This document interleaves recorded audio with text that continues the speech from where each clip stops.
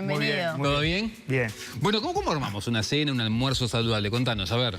Bueno, primero, respecto a lo que estaban comentando, Sí. en ambos casos puede llegar a estar bien. Hay que Tomá. contextualizar un poco, ver las porciones y ver el resto de la alimentación. Tomá, Barney, ¿viste que vos me estabas criticando a la mozzarella? No, pero yo Y trato de comer así.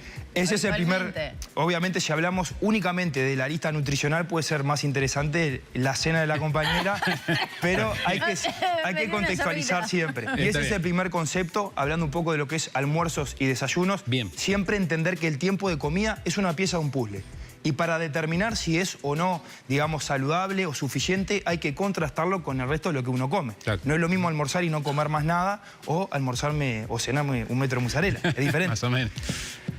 Bien, empezamos con lo Dale. que sería la estructura de un almuerzo saludable o una cena Bien. saludable, ¿les parece? Ya Dale. con el antecedente del desayuno que hablamos y la merienda de la columna anterior. Exactamente, hace 15 días estuvimos hablando sobre la estructura de un desayuno saludable, una merienda saludable.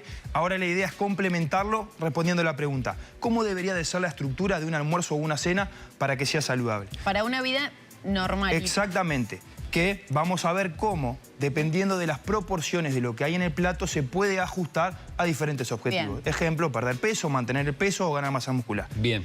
¿Cómo comemos en plato? Vamos a dibujar un plato. Dale. Vamos a tratar de hacer un círculo. Yo no soy muy ducho con dibujo, pero bueno, hagamos de cuenta que esto es un círculo que representa el plato que nosotros comemos. Bien. El siguiente paso sería empezar a fraccionarlo. ¿Por qué hay que fraccionarlo? Porque lo que vamos a hacer ahora responde a las leyes de la alimentación y la nutrición. La nutrición tiene 4 leyes: cantidad, calidad, ecuación y armonía. No es que o como todo fruta, o como todo verdura, o como solo carne, sino que de los diferentes grupos de alimentos tenemos que empezar a colocar acá como si fuesen piezas de un puzzle para que la alimentación sea armónica. Bien. Entonces, el primer ejercicio es empezar a dividirlo. Primero lo dividimos a la mitad, vamos a hacerlo así, y luego de nuevo acá. Esto quiere decir que está dividido en 3 partes. Y ahora viene la siguiente pregunta: ¿qué habría de colocar en cada sección del plato? Acá, en la parte superior, vamos a cambiar de color, estarían los vegetales.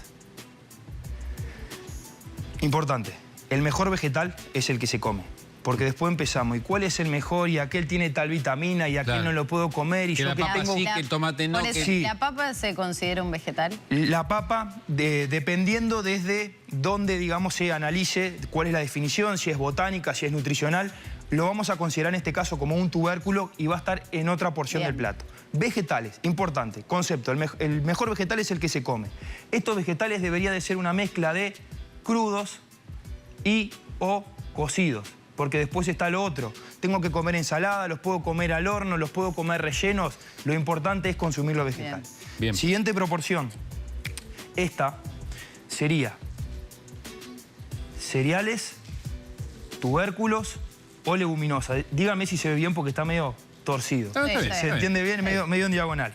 Cereales. No estamos hablando de los cereales azucarados de desayuno. Estamos hablando de pasta, estamos hablando de arroz, estamos hablando de trigo y derivados, pseudocereales como puede ser, por ejemplo, la quinoa, que hoy en día se está consumiendo mucho más.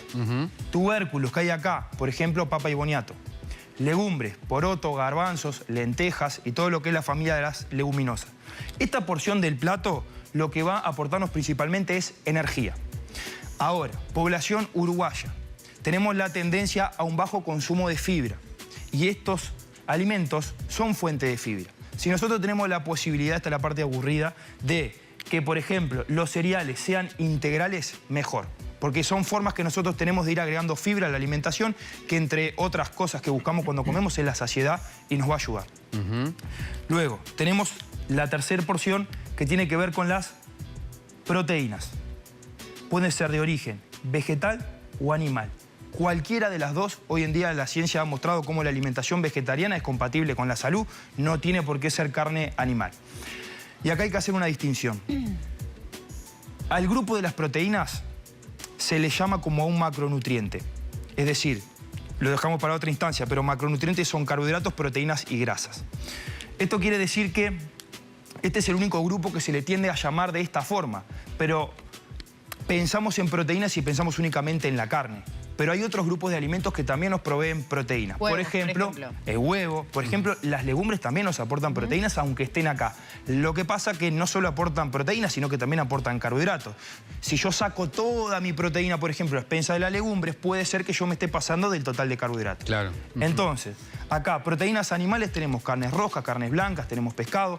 Vegetales, tenemos, por ejemplo, soja, proteína granulada de arveja, de los derivados de la soja, como el tofu, puede ser tempe. Esto va a depender un poco más de filosofía de vida. Y si hablamos de salud, estaría bueno intercalar entre proteínas vegetales y animales. Bien, acá nos estaría faltando algo que sería el añadido de alguna fuente de grasa. Aceite, por ejemplo. Bien, acá hay un temita. Por la disponibilidad de alimentos que tenemos nosotros, por el lugar donde estamos, por la cultura alimentaria, no tenemos un alto consumo de grasas que sean más saludables. Ejemplo, esa famosa dieta mediterránea que le ponen aceite de oliva, que frutos secos, que palta, eso a nivel calidad es más saludable que, por ejemplo, la fuente de grasa que nosotros utilizamos, como puede ser aceite de girasol o aceite de soja. Ahora, no se trata de hacerlo perfecto, se trata de hacerlo. Uno puede empezar con la fuente de grasa que tenga en casa y progresivamente empezar a intercalar con otras de diferentes calidad. Acá podemos encontrar, por ejemplo, aceites, frutos secos, palta y alimentos que, digamos, por ejemplo, las proteínas que son grasas, como puede ser pescados grasos. Sin ser los frutos secos, hacer hizo un plato perfecto. Porque puse hasta palta. Está excelente, excelente. Y esto, digamos, amerita hablarlo porque hoy en día se está viendo cómo la calidad de la grasa es muy importante, por ejemplo, para regular el colesterol, que antes se asociaba únicamente o a bajar de peso o a controlar los carbohidratos. Hoy se sabe que es muy importante la calidad de la grasa que comemos para poder regular esto. Bien. Bien. Bueno, entonces, un ejemplo de plato. ¿Qué Bien. podría ser?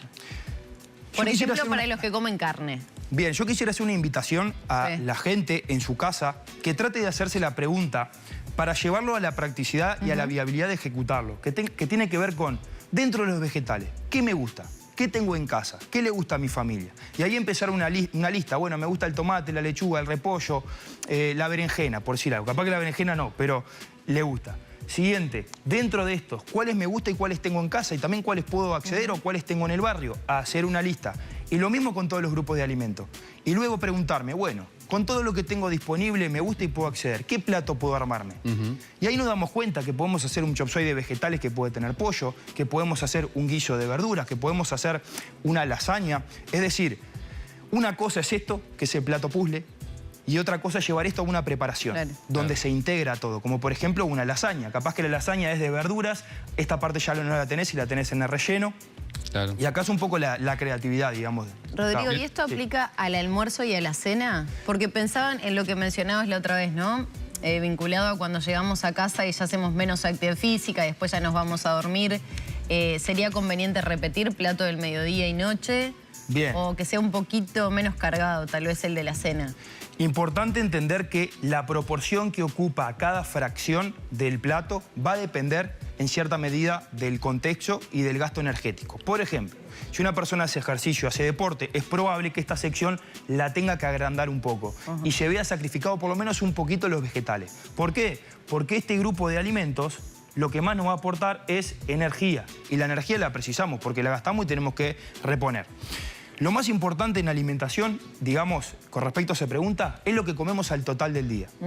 ¿Por qué? Porque yo puedo decir ahora hay que hacer una cena liviana, pero yo ya tuve un almuerzo liviana. ¿Cuándo voy a comer la energía que preciso? Porque está esa tendencia de decir, ah, no, como me voy a dormir, gasto menos energía. Eso no es así. Incluso durante el sueño se ha demostrado que el gasto energético puede ser superior al reposo como estar sentado. Entonces hay que romper un poco con ese mito de que no hay que cenar o que cenar liviano. Bien. Rodrigo, y la gente que a lo mejor es un poco más pocha y le gusta tener un postre o le gusta comer algo dulce después, ¿entra en lo saludable o no entra? Bien, si entra en lo saludable, hay que entender la alimentación como un puzzle.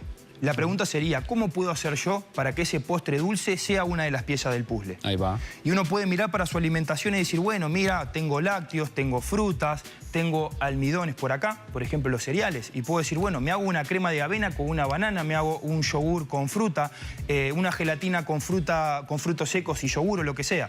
Empiezo a agarrar las piezas del puzzle, las junto y ahí hago lo que vendría a ser el postre.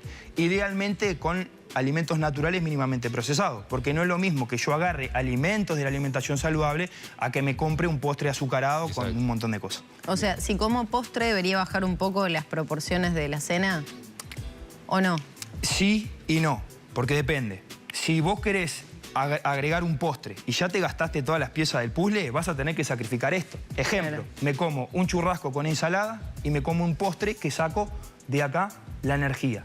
Ahora, si yo ya me comí todo a lo largo... Perdón, por ejemplo, no merendé, porque estuve trabajando, me tuve que saltear una comida que ya estaba planificada y que la hago normalmente, a mí todavía me sobra comida. Me tomo el yogur con granola en la noche. Exactamente. ¿Y no importa que sea lácteo en la noche, frutos secos? No pasa nada. Los únicos casos que hay que tener ciertas consideraciones son patologías gástricas, como por ejemplo reflujo, gastritis, que si yo como y me voy a acostar y siento que me sube la comida, ahí hay que espaciar un poco el tema de... ¿Y la dormida o acostarse enseguida de cenar puede tener un inconveniente? Esto es bastante subjetivo, que depende de la persona. Hay gente que dice, yo como me acuesto y no me pasa nada. Y hay gente que dice, yo preciso quedarme 2 horas porque si no siento que me sube la comida. Claro. Investigando un poco más, me ha pasado que cuando empezamos a escarbar, ceno medio temprano para que no me pase esto, pero son las 12 de la noche y me encuentro comiendo el pan con dulce de Te leche. comes una mozzarella como Alfredo, mirá. Eso es lo que hay que tener en cuenta. Las horas también que pasan desde que comemos hasta que nos acostamos. Bien, Rodrigo, un placer tenerte, como siempre. Muchas gracias. Muchas gracias.